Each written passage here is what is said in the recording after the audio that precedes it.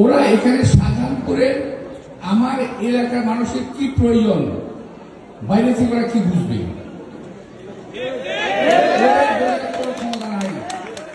আমার এলাকার মানুষের কি প্রয়োজন আমাকে অনেক সাংবাদিক ভাই প্রশ্ন করেন, ভাই আপনি প্রতিশ্রুতিটা কি করবেন?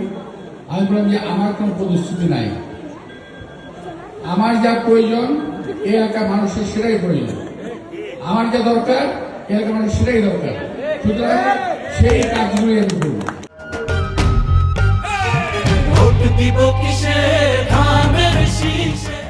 দেখেন, সুতরাং অনেকে আমার সম্পর্কে বিভিন্ন ধরনের ধারণা রাখেন, কিংবা নতুন প্রজন্ম যারা আছেন যারা নাকি জেনারেশন জি, যারা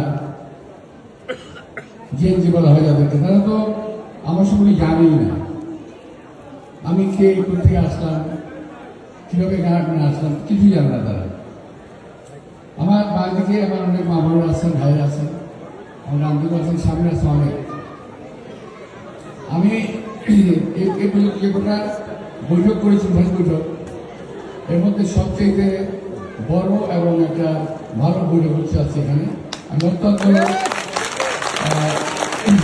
আমার মনে হয় না নির্বাচন পূর্ব এরকম বড় সম্বোধনা সভা কখন আগে হয়েছে, আমার মনে হয় না।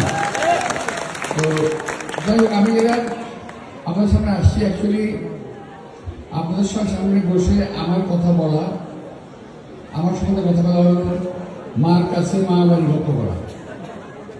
আপনারা আমার সম্পর্কে যা জানেন অনেকটা মনে হতে পারে আমিও বোধহয় জানি না আমার সম্পর্কে। আমি কতটুকু খারাপ এটা তো আমি জানি না, আমি কতটুকু ভালো এটা আপনারা জানেন, আমি কতটুকু খারাপ এটা আপনারা জানেন, ভালো মন্দ বিবেচনার ক্ষমতা আপনারা দিচ্ছে আপনারা জানেন। সর্বোপরি আমি বলতে খুব ভালো লাগছে আমি আপনাদের এলাকার সন্তান। আজকে এই এলাকায় যে বাচ্চাটি জন্মগ্রহণ করেছে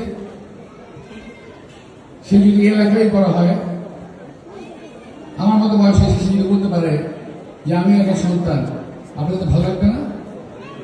সবার কাছে ভালো লাগবে।